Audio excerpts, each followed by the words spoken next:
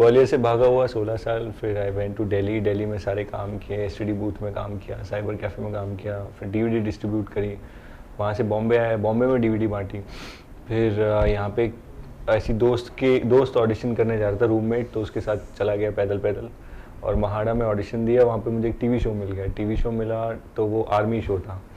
तो क्योंकि शाहरुख सर ने भी आर्मी शो से शुरू किया था, तो यही सोच के मैंने वो भी कर लिया कि कुछ कनेक्शन ही हो जाएगा। फिर वो किया, साउथ में पहली फिल्म मिली, वहाँ पे पहली फिल्म मिली और उसके साथ फिर दूसरी, तीसरी, चौथी, करीब 8-9 फिल्में मैंने साउथ में करी हैं। और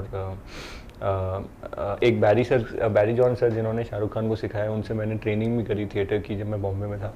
वो भी इसलिए करी क्योंकि शाहरुख सर ने किया है, तो एक और कुछ ऐसी सोचा कि कुछ हो जाएगा कनेक्शन। फिर बॉम्बे आया। बॉम्बे में मुझे जॉन इब्राहिम सर के यहाँ से कॉल आया। वहाँ पे 17 को शादी की कास्टिंग चल रही थी, वहाँ पे मेरा फिर वहाँ सिलेक्शन हुआ। वो फिल्म मैंने शूट करी, फिर वापस गया हैदराबाद। फिर सनम तेरी कसम के ऑफिस से कॉल आया और फिर राधिका राव, विनय सबरू, ये ऐसे डायरेक्टर्स हैं जो म्यूज़िक वीडियोस में दे एक्सपर्ट्स। इनका तो एक्सपर्टीज़ इस चीज़ में है कि एक्टर्स को बहुत अच्छे से ये लोग प्रेजेंट करते हैं। और इन्होंने करीब 70 ब्लॉकबस्टर गाने दिए हैं। दबंग के गाने इन्होंने किए हैं, प्रेम रतन धन पायो के। तो मैं तो इससे अच्छा लॉन्च, इससे अच्छा ब्रेक हो ही नहीं सकता कि एक नए एक्टर के लिए आप ऐसे एक्सपर्ट्स के साथ काम कर रहे हैं। तो सनम तेरी कसम की कास्टिंग हुई और मुझे फिर मावरा मिली। और फिर मावरा बताएंगे आपको। मुझे कभी कभी लगता है कि हर्ष की स्टोरी के सामने मेरी स्टोरी कुछ ज़्यादा इंटरेस्टिंग नहीं है. I was 8 when I was doing dramas in my school. I have played Barbie and all those characters that I think every child does. But from there on, I was picked up for theatre plays in my city, and I've done plays like Mary Poppins and Chicago and the typical English plays that happen around the world. So I've taken part in them. From there on, I was chosen for VJing for a channel. From there, I was chosen for my first show that I did for TV. And उस TV show के बाद I kept doing TV shows for a while. And after I think the second last one that I did, Aista Aista, that's the one Radhika ma'am watched. And I got a call from them telling me that I'm on board for Sanam Teri Kasam. तो sir सनम तेरी कसम film का नाम है, किस तरह से जहन में आया ये सबसे पहले तो टाइटल? हम लोग आज से कुछ साल भर पहले हम लोग एक फिल्म बना रहे थे विच वॉज इंस्पायर्ड फ्रॉम, मैंने फिल्म बनाने के प्री प्रोडक्शन के प्रोसेस में थे जिसका which was inspired from brother Grimm Snow White, you no.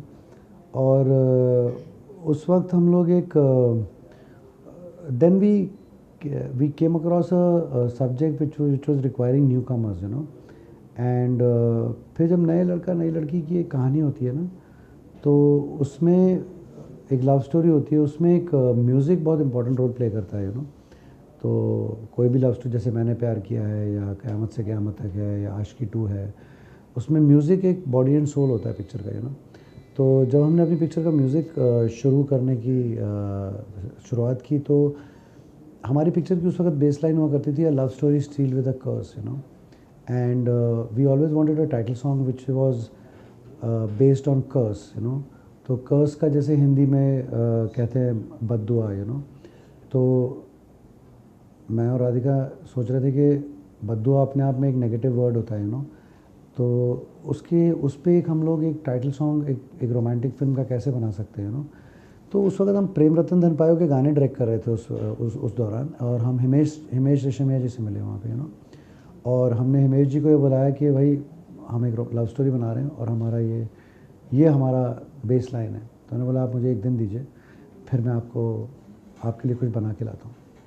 And then next day when he came, both of us were shocked that anybody can write such a romantic मुखड़ा. तेरा जाना जैसे कोई बद्दुआ, दूर जाओगे मर जाएंगे हम, सनम तेरी कसम.